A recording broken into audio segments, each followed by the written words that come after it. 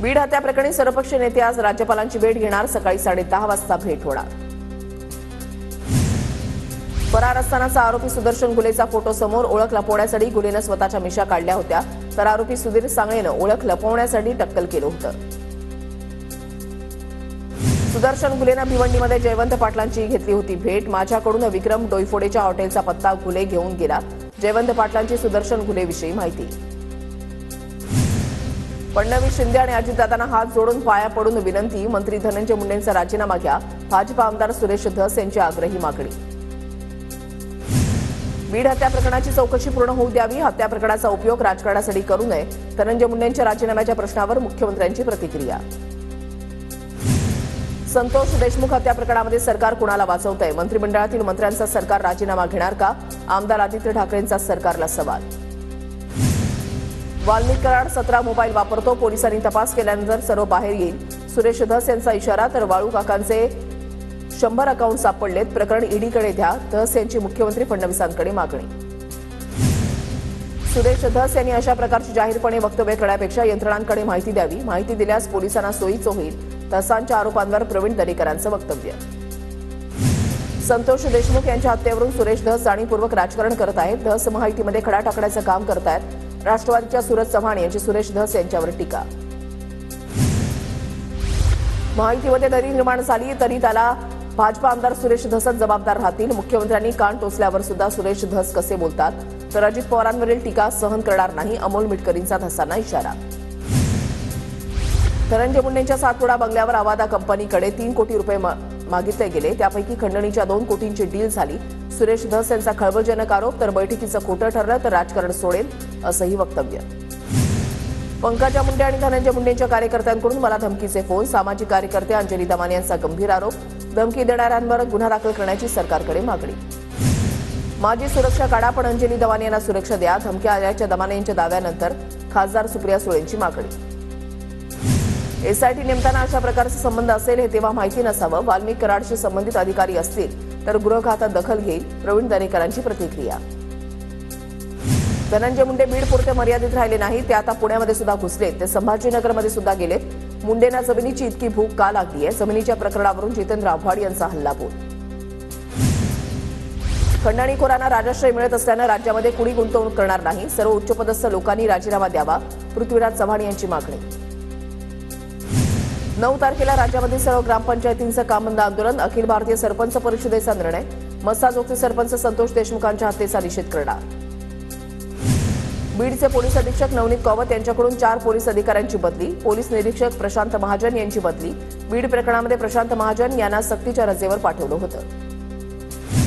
मनोज जरांगे यांच्या विरोधात परळी शहर पोलीस ठाण्यामध्ये तक्रार दाखल. धनंजय मुंडे समर्थकांनी ठिय्या आंदोलन केल्यानंतर पोलिसांची कारवाई. मुख्यमंत्री देवेंद्र फडणवीस आज कोल्हापूर दौऱ्यावर. दर 12 वर्षांनी होणाऱ्या जैन समाजाच्या पंचकल्याण महोत्सवाला फडणवीस हजेरी लावणार. उपमुख्यमंत्री एकनाथ शिंदेंना धमकी देताना तरुणाचा व्हिडिओ व्हायरल. ठाण्यामधील श्रीनगर पोलीस ठाण्यामध्ये गुन्हा दाखल. तरुणाचा शोध सुरू. शिवसैनिकांची पोलीस ठाण्याच्या बाहेर गर्दी. आम्हाला शिव्याशाप देणाऱ्यांची तोंड मतदारांनी बंद केली. घरी बसणाऱ्यांना मतदारांनी घरी बसवलं. उपमुख्यमंत्री शिंदे यांची टीका. शरद पवारांचा आशीर्वाद असल्याशिवाय आमचं काही खरं नाही. त्यांना सोडून चालणार नाही. क्रीडामंत्री दत्तात्रय भरणेंचं इंदापूरमध्ये मोठं विधान. साई प्रसादालयामधील मोफत जेवण बंद करा. हा पैसा मुलामुलींच्या शिक्षणासाठी द्या. माजी खासदार सुजय विखेंची मागणी. तर फुकट जेवणामुळे राज्यभरातील भिकारी शिर्डीमध्ये जमा झाल्याचं सुजय विखेंचं वक्तव्य. साई प्रसादालयामधील मोफत भोजन सुरूच राहणार. मुलगा सुजय विखेंच्या वक्तव्यानंतर राधाकृष्ण विखे पाटलांकडून स्पष्ट. शिर्डीमध्ये भिक्षेकरांचा प्रश्न गंभीर पण त्यांच्या अवमानाचा हेतू नव्हता. विखे पाटलांची सारवासारो. मी माझ्या वक्तव्यावर ठाम. या वक्तव्यानं कुठल्याही साई भक्ताला हिणवण्याचं कारण नाही. मराठी भाषेमध्ये प्रत्येक जण वेगवेगळे अर्थ काढतो असं म्हणत पैशाचा वापर विकासासाठी आणि शिक्षणासाठी व्हावा. सुजय विखेंचा पुनरुच्चार. जायकवाडीच्या धरणामध्ये ऊर्ध्व भागातून येणारं पाणी 60% कपात करण्याचा निर्णय. माजी आमदार राजेश टोपेंकडून निषेध व्यक्त. आपल्या हक्काचं पाणी सोडू नका. ठरावाला विरोध करण्याचं मराठवाड्याला आवाहन. नागपुरातील 4 जलकुंभांवरून आज पाणीपुरवठा बंद राहणार. 12 तासांच्या शटडाऊनमुळे आज रात्री 10 वाजेपर्यंत पाणीपुरवठा बंद राहणार. पालिकेकडून पाणी जपून वापरण्याचं आवाहन. मड मार्वे मार्गावरील रस्ते कामामध्ये नियोजनाचा अभाव. वाहतूक कोंडीमुळे पाऊण तासाच्या प्रवासासाठी 2.5 तास प्रतीक्षा. लाच घेतल्याप्रकरणी राज्याच्या लाचलुचपत प्रतिबंधक विभागामध्ये दाखल होणाऱ्या गुन्ह्यांच्या संख्येमध्ये घट. राज्यामध्ये 713 गुन्हे, सर्वाधिक नाशिकमध्ये तर सर्वात कमी मुंबईत. म्हाडाच्या कोकण मंडळाच्या 2264 घरांच्या सोडतीला दोनदा मुदतवाढ, मात्र प्रतिसाद नाही. 3 जानेवारीपर्यंत 17,073 अर्ज दाखल. आज अर्ज दाखल करण्याची शेवटची तारीख. वर्धा जिल्ह्यामधल्या श्रीसरी सौष्ठव स्पर्धेला रवी राणांची उपस्थिती, तर विदर्भामध्ये एवढे पॉवरफुल मंत्रिपद फडणवीस मुख्यमंत्री झाल्यानंतर पाहिलेत, राणांचं वक्तव्य. पालघर जिल्ह्यामधल्या काही भागात भूकंपाचे सौम्य धक्के. डहाणू, दापचरी, कुर्से, वंकास, वरखंडा इत्यादी भागामध्ये भूकंपाचे धक्के. नागरिकांमध्ये भीतीचं वातावरण. बेळगावमध्ये छत्रपती संभाजी महाराजांच्या पुतळ्याचं अनावरण. दुग्धाभिषेकानं छत्रपती संभाजी महाराजांच्या पुतळ्याचं अनावरण. पादुकांची विशेष पूजा. हजारो शिवभक्तांची उपस्थिती. धुळ्यामध्ये गुरु गोविंद सिंह यांच्या जयंतीनिमित्त गुरुद्वाराला आकर्षक विद्युत रोषणाई. गेल्या 2 दिवसांपासून हा प्रकाश उत्सव सुरू.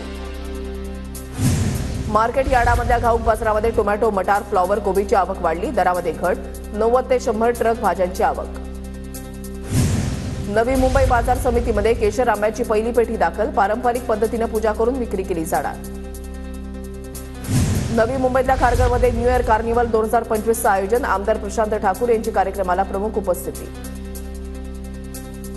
कुंभमेळ्यासाठी पुण्यामधून विशेष रेल्वे सुटणार. 15 जानेवारीला रात्री 10 वाजता ट्रेन सोडण्यात येणार असल्याची माहिती. देखो अपना देश या योजनेमधून विशेष रेल्वे सुटणार. धुळे तालुक्यामध्ये कांदा लागवडीला सुरुवात. यंदा कांद्याला चांगला दर मिळेल, शेतकऱ्यांकडून अपेक्षा व्यक्त. परभणीमधल्या खासगी जिनिंगमधून कापूस विक्रीसाठी वाहनांच्या लांब रांगा. खासगी व्यापाऱ्यांकडून कापसाला 7,000 ते 7,200 रुपयांचा दर. नंदुरबार जिल्ह्यामध्ये स्थलांतराच्या प्रमाणामध्ये अधिक वाढ, त्यामुळे शेती कामांसाठी मजूर टंचाईची समस्या. स्थलांतर थांबवण्यासाठी उपाययोजना करण्याची नागरिकांची मागणी. नंदुरबार जिल्ह्यामध्ये रब्बी हंगामासाठी शेतकऱ्यांची हरभरा, गहू, कांद्यासह ज्वारीच्या पिकाला पसंती. हरभऱ्याची सर्वाधिक क्षेत्रावर लागवड. कचरामुक्त पिंपरी चिंचवडसाठी पुढाकार. आरोग्य विभागाकडून 8 क्षेत्रीय कार्यालयांमधील 80 ठिकाणांची पाहणी. उघड्यावर कचरा टाकल्यास दंडात्मक कारवाई होणार. नंदुरबार शहरामध्ये अस्वच्छता करणाऱ्या नागरिकांवर कडक कारवाई केली जाणार. बॅनरद्वारे पालिकेचा इशारा, तर अस्वच्छता पसरवणाऱ्यांच्या विरोधात नोटीस.